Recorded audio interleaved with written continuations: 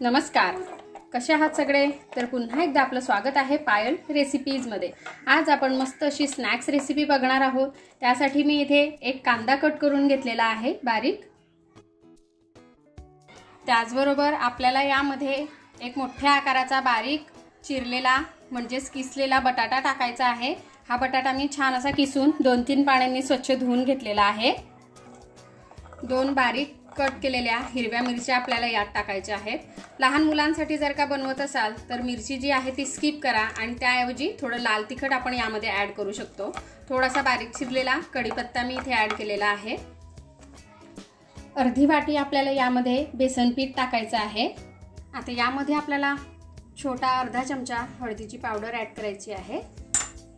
1 चमचा धणे आणि जिऱ्याची पावडर, अगदी थोडासा आपल्याला यामध्ये गरम मसाला सुद्धा टाकायचा आहे।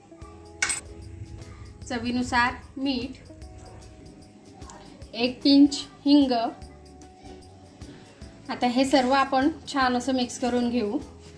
तर आजची रेसिपी आपली अगदी झटपट तयार होणारी आहे। तुम्ही मधल्या वेळात किंवा कधीही हिला घरी ट्राय करू शकता। तुम्हालाही नक्कीच आवडेल। आम्हाला भरपूर आवडली होती जेव्हा आम्ही फर्स्ट टाइम केली होती तेव्हा। तर तुम्ही पण ही रेसिपी नक्की घरी बनवून बघा आणि रेसिपी आवडली तर फॅमिली फ्रेंड सोबत शेअर करायला विसरू नका आणि सबस्क्राइब करून घ्या, म्हणजे अशाच नवनवीन रेसिपीज मी तुमच्या सोबत शेअर करत राहील। आणि हो, लाईक करायला विसरू नका बरं का। आता बघा, हे मिश्रण मी छान असं तयार करून घेतलेलं आहे। जे पीठ आहे म्हणजेच जे आपण बेसन पीठ घेतलेलं होतं हे आपल्याला खूप टाकायचं नाहीये। अशा प्रकारे बटाटे आणि कांदा जो आहे हा दिसला पाहिजे एवढंच आपल्याला पीठ टाकायचं आहे, खूप आपल्याला टाकायचं नाहीये।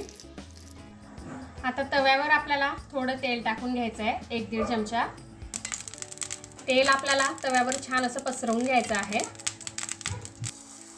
आता आपल्याला 1 चमचा बॅटर घ्यायचे आहे आणि अशा प्रकारे गोल गोल याला छान असं पसरवून घ्यायचं आहे। आपण आपल्या आवडीनुसार याचे शेप जे आहे ते चेंज करू शकतो। मी इथे गोल टाकते आहे, हे बघा अशा प्रकारे।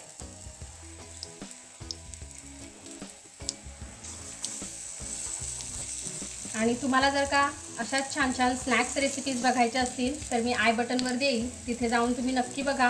म्हणजेच वेगवेगळ्या प्रकारच्या स्नॅक्स तुम्ही घरी बनवू शकता आणि ट्राय करून दुसऱ्यांनाही खाऊ घालू शकता। तर नक्कीच तुम्ही आय बटनवर जा आणि ते व्हिडिओ सुद्धा बघा।